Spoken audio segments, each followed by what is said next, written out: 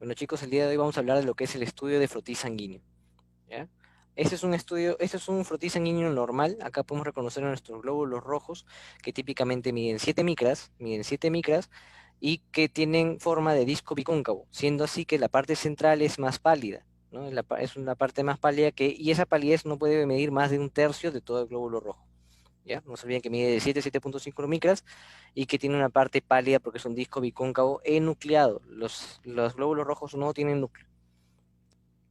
En cambio, acá vamos a ver algunos ejemplos patológicos, como acá podemos reconocer unos glóbulos rojos de menor dimensión, y aparte se ve claramente que son mucho más pálidos, ¿no? La parte pálida del centro abarca casi todo el glóbulo rojo. Entonces, para acá vamos a recordar algunos conceptos, ¿no? Que usamos bastante las constantes corpusculares medias para determinar estos, ¿no? Típicamente, cuando un glóbulo rojo era muy chiquito, sobre todo cuando tiene un volumen corpuscular medio menor de 80 femtolitros, ¿no? Eso es microcítico, ¿no? Eso se denomina microcitosis. Y para hablar de la parte de la palidez, recuerden que usábamos la hemoglobina corpuscular media menor de 27 o la concentración de la hemoglobina corpuscular media menor a 33,5 o digamos 33, 32 para hablar de lo que es hipocromía, para hablar de lo que es hipocromía. El típico ejemplo que vemos una anemia microcítica hipocrómica es la anemia ferropénica. En este caso podemos ver células mucho más grandes, ¿no? Son más grandes de lo normal. Eso se reconoce como una célula macrocítica. Recordar que se habla de macrocitosis cuando el volumen corpuscular medio es mayor a 100. Y curiosamente, acá también podemos ver un neutrófilo que si se encuentra tiene 1, 2, 3, 4, 5, 6, 7, 8 segmentos. Un neutrófilo normalmente tiene de 3 a 5 segmentos. Esto es un neutrófilo hipersegmentado, donde sobre todo vemos esos en las anemias megaloblásticas, por deficiencia de vitamina B9, vitamina B12. Eso es en relación a conceptos para hablar de lo que es anemia microcítica, anemia macrocítica, ¿no? Que se puede también reconocer por el frotis. Otro concepto importante es estas variaciones en el tamaño, en el color y en la forma de los eritrocitos, ¿no? Dentro del mismo frotis. Si vemos eritrocitos de diferente tamaño, acá vemos un eritrocito chiquito, acá vemos un eritrocito más grande, las diferencias de tamaño se reconocen como aniso, que es distinto, citosis, que habla de diferentes tamaños celulares.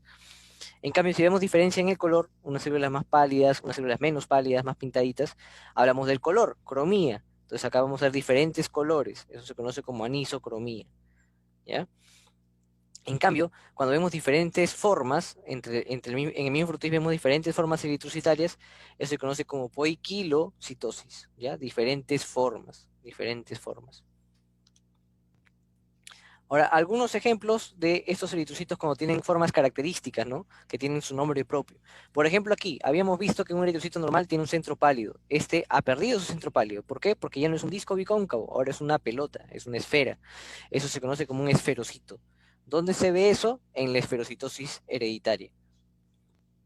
Otro concepto, cuando el glóbulo rojo comienza a tener una forma de elipse, ¿no? Una forma más ovalada, ¿no? Eso típicamente es un eliptocito, es un eliptocito. ¿En qué se ve esto? En la eliptocitosis hereditaria, ¿ya? Eso hay que tenerlo presente.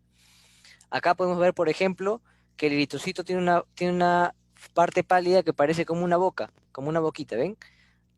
La boca en latín, en términos médicos que se usa, hablamos de estoma. Entonces es un glóbulo rojo, una célula con forma de boca. Entonces, ¿cómo se denomina eso? Estomatocito.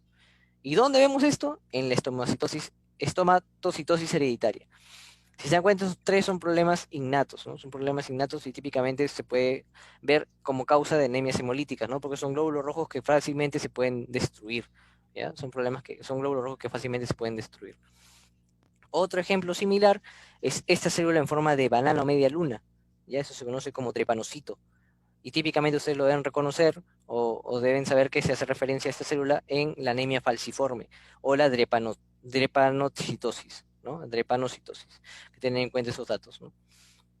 Y típicamente se ve que estas células van a cambiar esta forma en cuadros de estrés severo o hipoxia, ¿no?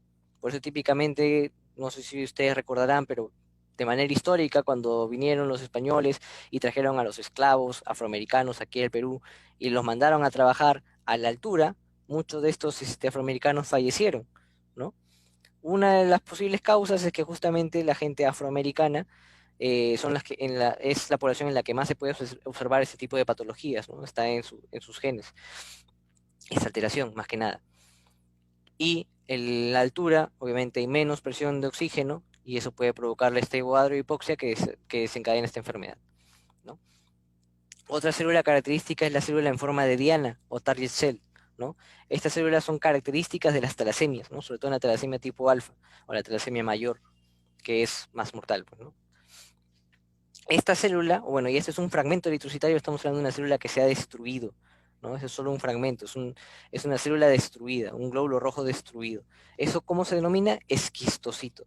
Tengan presente esto, esta es típica pregunta para Enadam en salud, porque hace referencia a la presencia de esquistocitos a el desarrollo de una anemia hemolítica microangiopática. ¿En qué cuadros puedo ver yo esto? En la coagulación intravascular diseminada, en la púrpura trombótica trombocitopénica, en este síndrome urémico hemolítico, ¿no? Incluso también podemos encontrar estos esquistocitos en las anemias hemolíticas mecánicas por presencia de válvulas protésicas, ¿no? Que también produce destrucción de manera mecánica de los glóbulos rojos. Y esa destrucción hace la presencia de este tipo de células. Otra célula característica es esta célula en forma de lágrima. Esta célula en forma de lágrima que se denomina dacriocito. No se olviden, esta célula en forma de lágrima es porque la médula está llorando. ¿Por qué? Porque se ha golpeado, se ha hecho daño y se ha hecho cicatriz. Entonces, ¿en qué enfermedad vemos esto? En la mielofibrosis. En la mielofibrosis la médula llora porque se ha hecho yaya. Entonces, se ha cicatrizado. ¿Ya? Eso hay que tener bastante presente. Luego la enfermedad de la deficiencia de glucosa 6-fosfato de deshidrogenasa, ¿no? Que también es un problema innato, un problema innato, metabólico. Estos son más que nada por alteración de la membrana eritrocitaria. En cambio, el de aquí es por un problema metabólico, falta una enzima, ¿ya? Y cuando falta esta enzima y se produce esta enfermedad que es la deficiencia de glucosa 6-fosfato de deshidrogenasa, que también es una causa de anemia hemolítica, característicamente vamos a ver estos cuerpos de Heinz que se ven sobre todo en la periferia. ¿Ven? En cambio, estos cuerpos de Howell-Jolly, que se ven no tan pegados a la periferia, ¿no? Simplemente son puntos basófilos, pero no tan pegados a la periferia, sobre todo lo podemos reconocer en gente con asma, EPOC, pero un dato característico que se suele ver en pacientes esplenectomizados, o sea, no tienen vaso, ¿no? Y típicamente esas células ya están como que son con sus residuos, típicamente se ven células que ya están viejas, si lo queremos decir así, que ya tendrían que haber entrado en su proceso de destrucción celular fisiológica, que se conoce como hemocateresis, pero como no tenemos vaso que se encargue de ese proceso, bueno, que es el principal órgano que se encarga de ese proceso, estas células pueden permanecer todavía en sangre y se llegan a observar con su presencia este residuo, pues, ¿no? Que son los cuerpos de Howell-Jolly.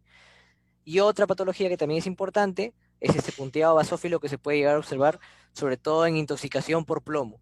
En intoxicación por plomo se puede llegar a observar ese tipo de clínica.